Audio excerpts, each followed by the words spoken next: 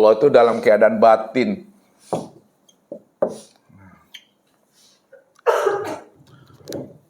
Dalam keadaan kosong, dalam keadaan hampa, dalam keadaan la sautun wala harfun. Bukan dia tidak ada, bukan dia tidak nyata, bukan dia tidak wujud. Dia wujud, dia nyata, dia ada, tapi belum bisa dilihat, belum bisa dikenal, Bapak Ibu. Nama spidol nih, spidolnya ada atau tidak nih? Ada kan? Nanti saya letak di sini. Nampak nggak spidol tuh? Bisa nggak dilihat? Tapi ada nggak dia? Ada. Jadi jangan dibilang karena spidol tidak nampak sama Bapak Ibu, lalu dibilang spidol itu tidak ada. Ada dia, tapi tak bisa dilihat, tak bisa dikenal. Kapan spidol itu bisa dilihat oleh Bapak Ibu? Ketika spidol itu menampakkan dirinya. Ini membawa paham aja Bapak Ibu ya. Spidol ini ada, spidol ini wujud, terang dan nyata. Tapi ketika dia belum menampakkan dirinya, maka Bapak Ibu belum bisa kenal, belum bisa lihat. Walaupun belum kenal, belum bisa lihat, namun jangan dibilang dia tidak ada. Jangan dikatakan dia tidak ada, dia ada tapi belum bisa dilihat. Kapan bisa dilihat? Ketika dia menyatakan dirinya. Allah itu begitu. Allah itu batin. Batin itu jangan dibilang dia tidak ada. Jangan dikatakan dia tidak wujud. Jangan dikatakan dia tidak nyata. Dia wujud, dia ada, dia nyata, tapi belum bisa dikenal, belum bisa disebut, dan belum bisa diceritakan. Lalu siapa yang ada tuh? Yang ada ya dia semata-mata.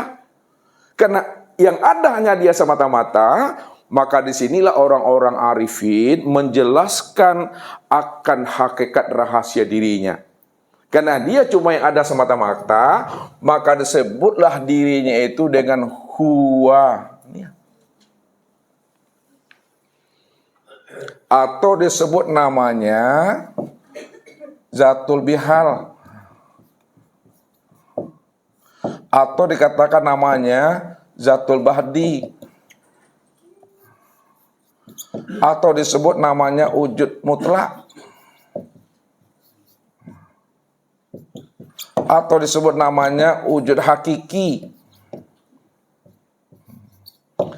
Atau disebut namanya la ta'in. Atau disebut namanya kuni bil kuni. Atau disebut namanya la sautun wala harpun.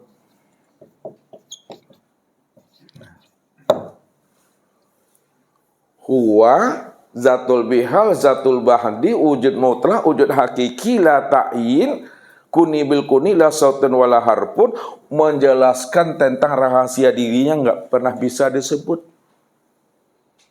tak bisa diceritakan, tak bisa dibahas Bapak Ibu. Jadi kalimat ini menceritakan, memberikan pemahaman dan penjelasan tentang rahasia dirinya nggak bisa disebut. Karena dirinya nggak bisa disebut. Tidak heran-heran kita Bapak Ibu, bahasa Ustaz, panik aku. Itulah dia menamai dirinya dengan Allah itu. Tapi dia belum menamai dirinya dengan Allah. Belum bernama, dia itu tidak ada kata dan suara Bapak Ibu. Ini yang kosong nih. Ya tidak bisa dibahas, tidak bisa diceritakan. Lalu kapan dia bisa dibahas, kapan dia bisa diceritakan?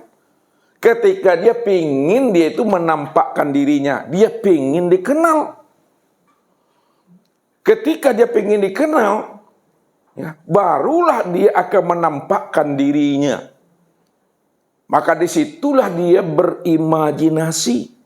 Nah, kalau paham Bapak Ibu, bahasa imajinasi itu dari mana kalimatnya?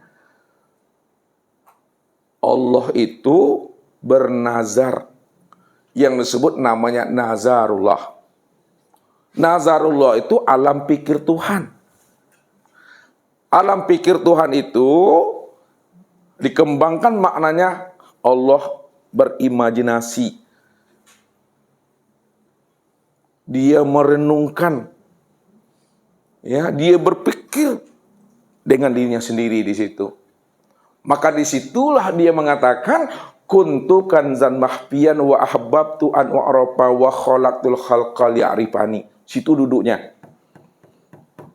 Aku ini adalah perbendaharaan yang tersembunyi, lalu aku ingin dikenal. Karena aku ingin dikenal, maka aku ciptakan sesuatu dari diriku. Sesuatu yang aku ciptakan diriku itu, supaya dia kenal aku, akulah sebenarnya yang nyata pada dirinya. Maka apa yang dizahirkannya? Apa yang dinampakkannya? Yang dizahirkan dan dinampakkannya itu sebenarnya adalah tajalli dirinya yang disebut namanya dengan nur.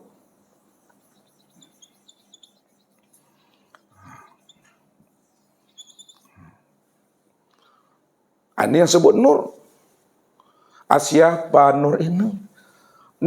Nur inilah yang disebut namanya zahirnya Allah, Bapak Ibu. Nur ini yang dikatakan zahirnya Allah. Allah itu kan batin tadi. Karena dia ingin dikenal, maka yang batin itu menzohirkan dirinya. Yang batin itu menampakkan dirinya. Sebenarnya yang zohir itu, yang batin, yang zohir, atau yang zohir itulah yang wujud. Yang batin inilah yang zohir, bukan yang zohir itu yang wujud.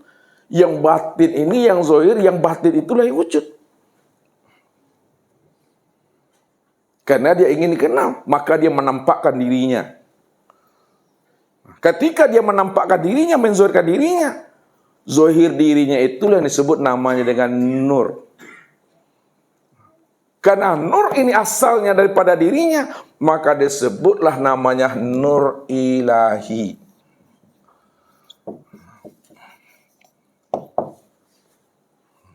Karena nur ini asalnya daripada dirinya, disebutlah namanya nur ilahi. Karena nur ini tempat memandang nyatanya dirinya, disebut juga lah namanya Nur Muhammad. Berarti Nur Muhammad dengan Nur Ilahi itu dua atau satu tuh Bapak Ibu? Satu dia. Penyampaiannya dua. Cara menghantarkan kajinya dua. Sebenarnya yang dua itu sebenarnya dia satu saja orangnya itu. Karena nur ini asalnya daripada dirinya, maka disebut Nur Ilahi, Nur Allah. Ragu Bapak dengan Nur Ilahi dibuat Nur Allah.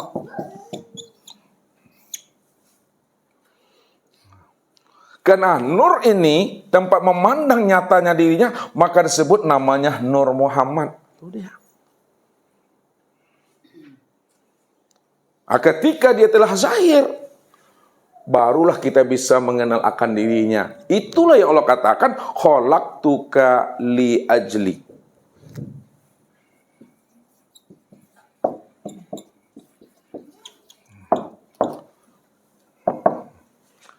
Khalaqtuka li ajli, aku ciptakan dirimu li ajli. Siapa yang berkata itu? Aku ciptakan dirimu? Allah. Mu itu kepada siapa ini Bapak Ibu? Kepada Nur Muhammad nih, Nur nih. Aku ciptakan dirimu li ajli. Apa li ajli? Tajalli. Apa tajalli? Tajalli bahasa Minangnya jale. Aku ciptakan dirimu untuk melihat, untuk menyatakan akan diriku. Bahwa Nur Muhammad ini diciptakan Allah untuk melihat nyatanya akan dirinya. Wa khalaqal alam. Wa khalaqal alam li ajlika. Dan dijadikan alam untuk melihat nyatanya akan dirimu. Maka Nur Muhammad inilah tempat memandang wujud nyatanya diri Allah. Itu maknanya Bapak Ibu. Kalau Bapak Ibu ingin kenal Allah, kenalilah Nur Muhammad tuh. Kalau Bapak Ibu ingin berjumpa Allah, kenalilah Nur Muhammad itu. Kalau Bapak Ibu ingin menyaksikan Allah, kenali Nur Muhammad. Kalau Bapak Ibu ingin bertatap wajah dengan Allah, kenalilah Nur Muhammad. Apa sebabnya kita wajib mengenal Nur Muhammad? Karena Nur Muhammad itulah kezohiran dirinya. Nur Muhammad itulah penampakan dirinya. Ketika Nur Muhammad itu telah zohir sebagai penampakan dirinya, maka dihukumkan Nur Muhammad itu dengan baharu. Nah, ini dia.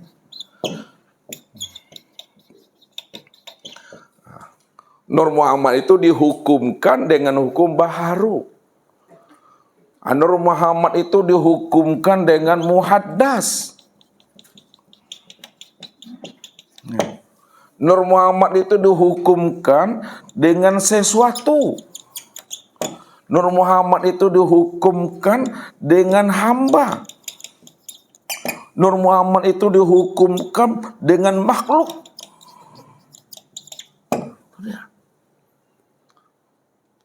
Kenapa Nur Muhammad itu dihukumkan dengan makhluk, dihukumkan dengan hamba, dihukumkan dengan muhaddas, baharu? Karena dia adalah zahir daripada diri Tuhan.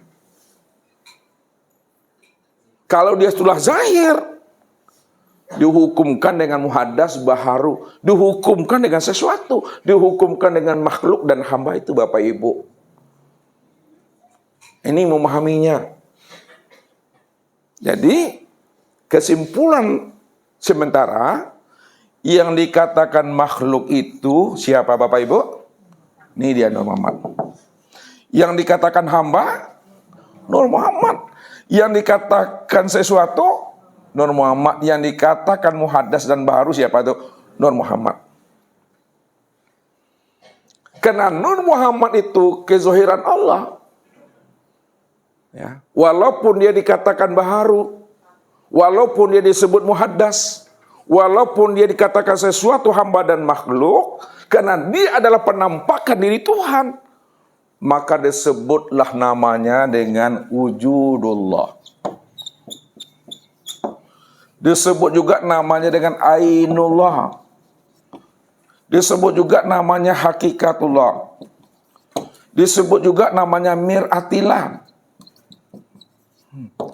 Disebut juga namanya makhluk atau hamba Allah, atau disebut abdillah. Jadi wujudullah, ainullah, hakikatullah, ini dalam bahasa hakikat. Nah, dalam bahasa hakikat, nur ini disebut wujudullah, tempat memandang nyatanya wujud Allah. Dalam bahasa torikat, nur ini disebut namanya miratillah. Ini dalam bahasa torikat. Kenapa nur itu dikatakan miratillah dalam bahasa torikat? Karena nur inilah yang disebut cermin untuk memandang nyatanya akan wujud diri Allah tuh. Dan nur itu dikatakan abdillah, makhluk, itu dalam bahasa syariat.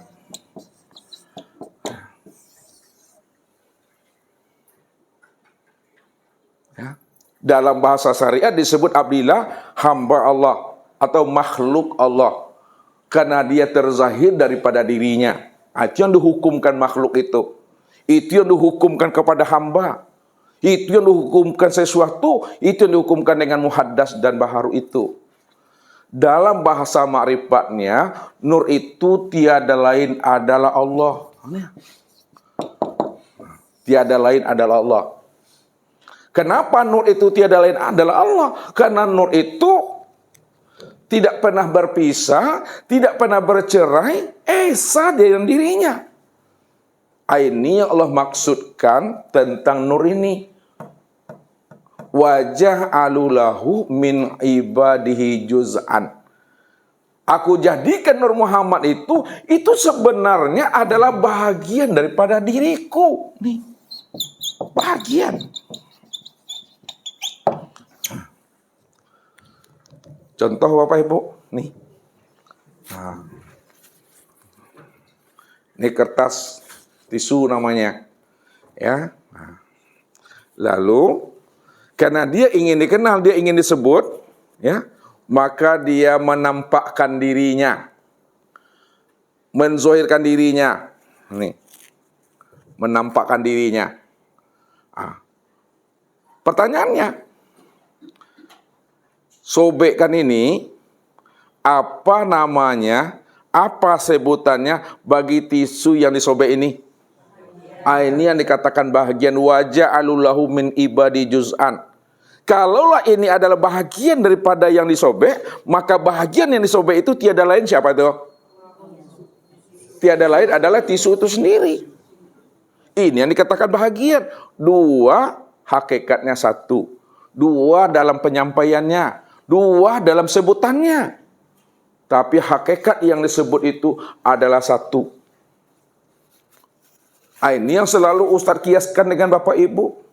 Bahwa kita ini adalah satu titik saja dari sebuah lautan. Atau satu tetes saja dari sebuah lautan. Itu maksudnya, yang Ustadz antarkan itu, kalau Bapak Ibu ingin mengenal Allah, tak perlu Bapak Ibu mengkacau alam ini seluruhnya. Mengkacau lah itu. Apa dikacau itu?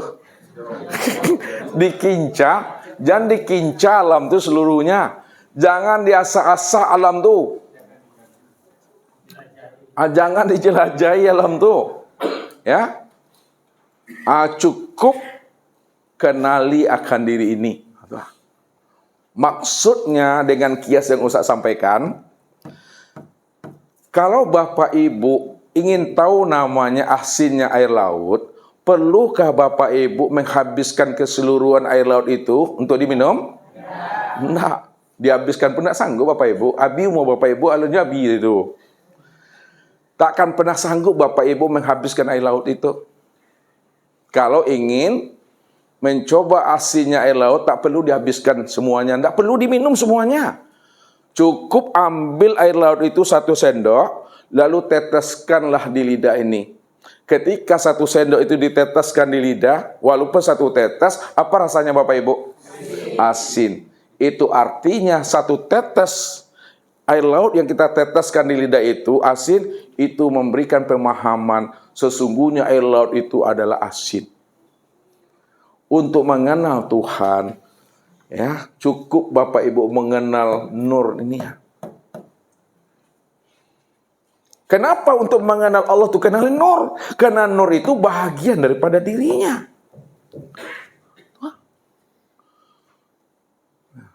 Jadi kalau nur itu bahagian daripada dirinya, bahagian daripada dirinya itu tiada lain esa dengan dirinya tuh.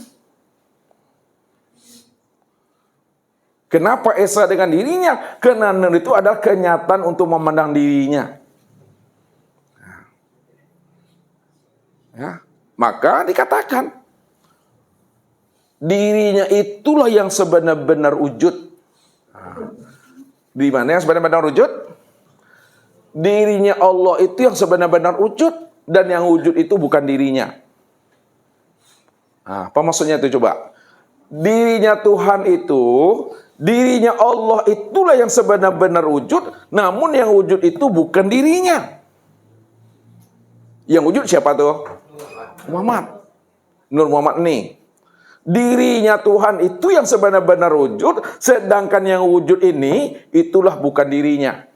Kalaulah nur itu bukan dirinya, lalu siapa Nur Muhammad itu? Nur Muhammad itulah kenyataan untuk memandang wujud dirinya. Namun dia esa. Itu dia tuh. Namun dia esa. Esa itu apa artinya tuh? Satu juga dia tuh. Makanya ketika Bapak Ibu memandang Nur Muhammad, yang terpandang siapa? Kalau esa? Terpandang itu Allah. Apa bedanya Bapak Ibu memandang gelas nih? Ketika Bapak Ibu memandang gelas ini, yang nampak apa? Yang nampak tuh kaca. Kenapa ketika memandang gelas yang nampak kaca? Karena gelas ini kenyataan untuk memandang wujudnya kaca. Siapa yang tidak mampu memandang kaca pada gelas ini, maka apa namanya Ibu? Itu yang butuh sange itu dah. Itu butuh sange dah tuh dah. Ya. Siapa yang tidak mampu memandang Allah yang sudah wujud nyata pada Nur Muhammad, itu butuh sange. Padahal Nur Muhammad itu esa dengan dirinya. Mengesahkan itu yang berat, Bapak Ibu mungkin memahaminya. Kalau Ustadz gunakan dengan bahasa kias, kalau nggak bingung Bapak Ibu. Nur Muhammad itu bukan dia, akan tetapi tiada lain adalah dia sendiri itu. Paham maksudnya itu? Nur Muhammad itu bukan Allah, akan tetapi tiada lain Allah itu sendiri. Satu dah. Ya.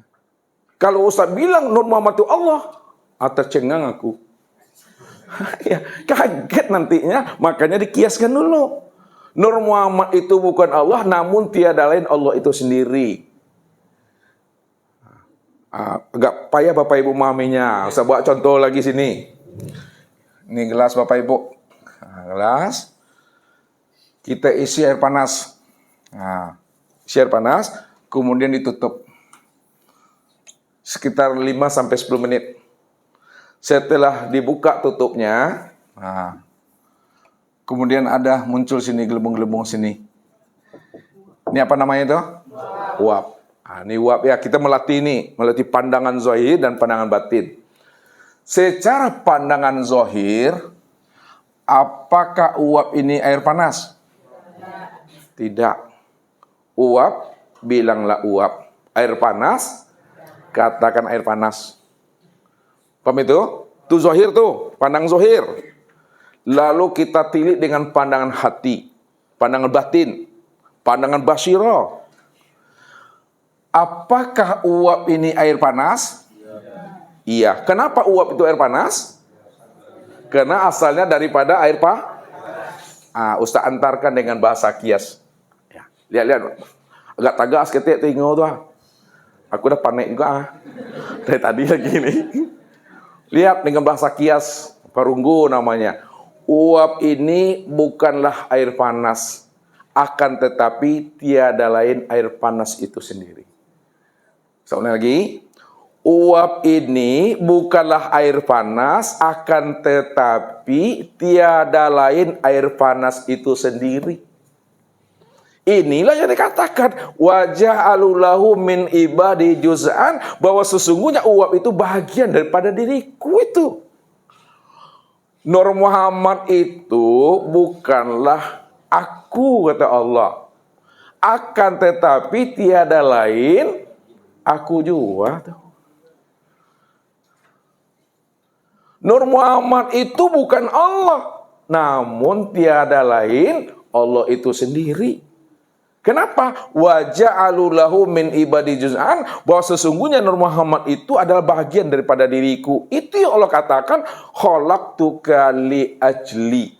Aku jadikan Nur Muhammad, aku zahirkan Muhammad sebenarnya untuk memandang akan diriku, kata Allah. Rupanya Nur Muhammad ini dalam bahasa torikatnya adalah cermin untuk memandang akan wujud rupa diri Allah.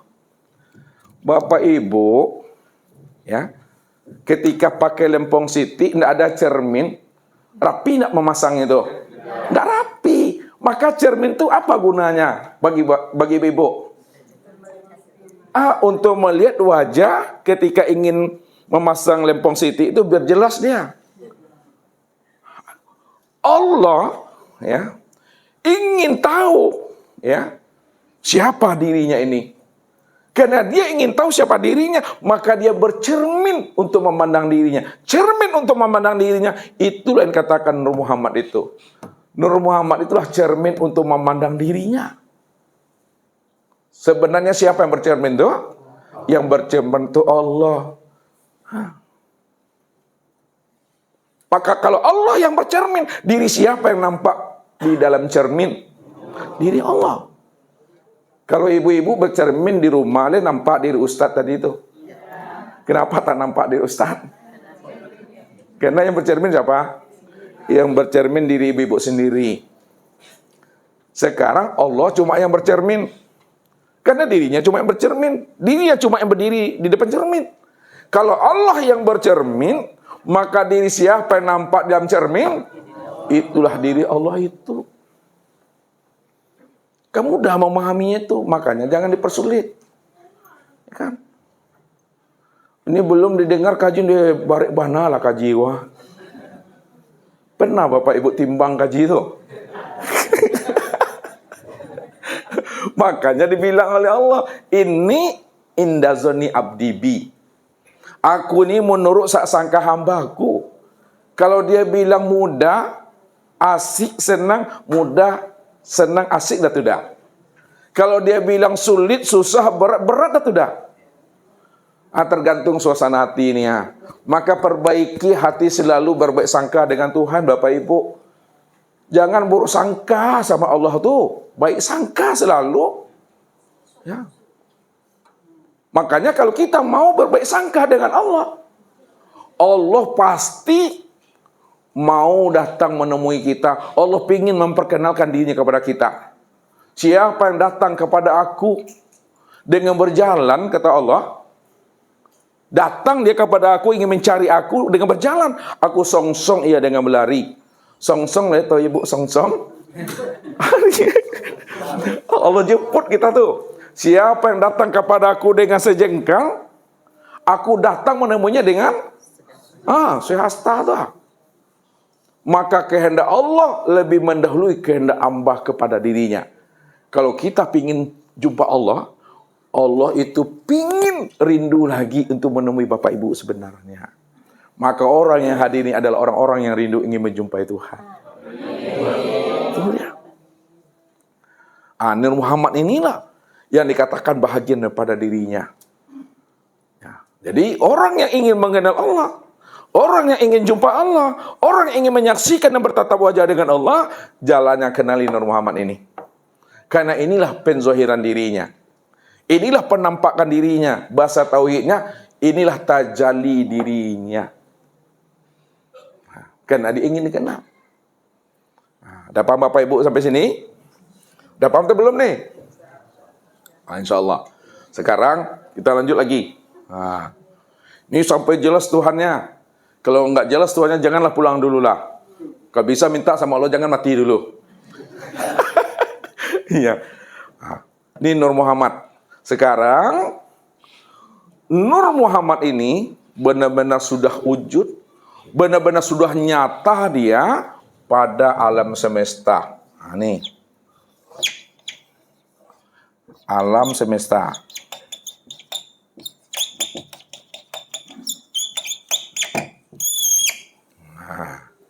Bunyi-bunyi gitu. Cicit. Jadi Nur Muhammad ini, itulah aku ketawaan ya. Ustaz ini suka ketawa itu. Nur Muhammad ini Bapak Ibu benar-benar sudah wujud dan nyata dia pada alam semesta.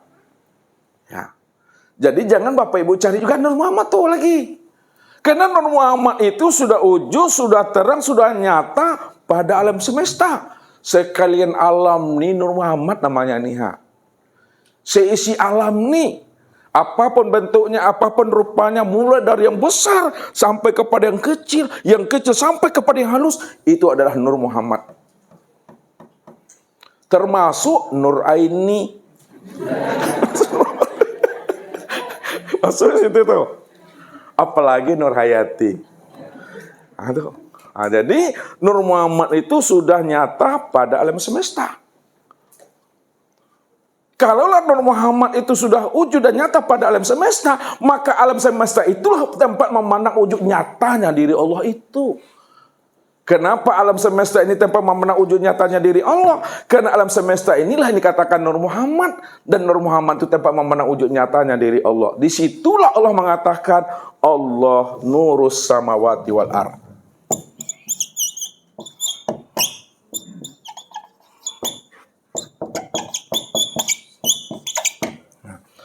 Allah itu nur. Allah itu nur.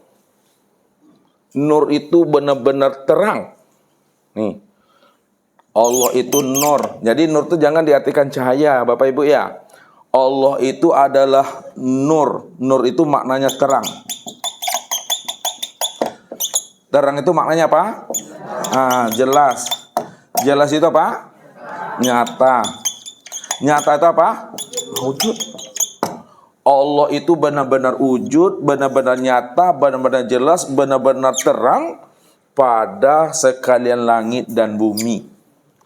Rupanya sekalian langit dan bumi, itulah tempat memandang wujud nyatanya Allah itu, yang disebut namanya Muhammad. Ya.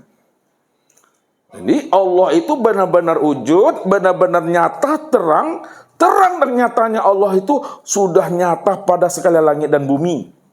Sekalian langit dan bumi ini, itu tempat memandang wujud nyatanya diri Allah yang disebut namanya Muhammad. Bukan Nabi Muhammad. Beda nanti itu Bapak Ibu. Ya. Itu Nur Muhammad. Jadi kalau kita memahami tentang Nur Muhammad dan rahasia Nabi Muhammad SAW, memahaminya secara hakiki dan secara majazi. Pernah Rasul itu ditanya oleh sahabat, mata nabiyan ya Rasulullah, kapan engkau jadi nabi ya Rasul? Apa jawaban beliau? Kuntu nabiyan wa Adam baina ruh wal jasad. Aku sudah lebih dahulu menjadi nabi, sedangkan Adam masih dalam bentuk proses. Baru antara ruh dengan jasad baru. Adam antara ruh dengan jasad masih dalam proses. Aku sudah jadi nabi. Itu maksudnya Bapak Ibu dari sisi ruhani. Dari sisi hakikat. Jadi dari sisi ruhani, dari sisi hakikat, dia lebih dahulu ada sebelum adanya yang ada ini. Jadi kalau ada Bapak Ibu memahami kaji, Ruh Muhammad itu maksudnya Nur Muhammad. Maka nurnya itu lebih tua, lebih dahulu sebelum Nabi Adam tuh. Zahirnya baru lebih muda daripada sekalian Nabi dan Rasul. Itu yang Allah katakan. Ja'alani fatihan wa khataman. Allah jadikan aku ini sebagai pembuka. Dan Allah jadikan aku ini sebagai penutup. Apa maksudnya itu? Allah jadikan diriku ini sebagai pembuka. Itu maksudnya Nur Muhammad itu sebagai pembuka adanya alam ini. Khalaqtuka li ajli wa khalaqal alam li ajlika. Adanya alam ini itu karena dirimu. Maka Muhammad itulah sebagai pembuka adanya alam ini. Disitulah dikatakan Nur Muhammad itu yang mula pertama kali diciptakan Tuhan. Nah, itu bahasa syariatnya. Bahasa hakikatnya Allah nggak pernah menciptakan. Allah tak pernah menjadikan. Kalau Allah tidak pernah menciptakan dan menjadikan, lalu Nur Muhammad bukan dijadikan? Bukan. Nur Muhammad bukan diciptakan? Bukan. Kalau Nur Muhammad bukan diciptakan dan bukan dijadikan, siapa Muhammad itu? Muhammad itu tajalli diriku, kenyataan diriku. Ini orang yang nggak payah sedikit memahaminya. Kalau hati itu bangka memahami itu. Tahu bangka hati itu? Asal dengar kaji tahu dah sambuk muka tu dah. Itu dah payah tu dah tu. Asal cerita Nur Muhammad dah sesat ya tu dah. Gampang kali dia yang sesat-sesatkan. Bahaya Bapak Ibu.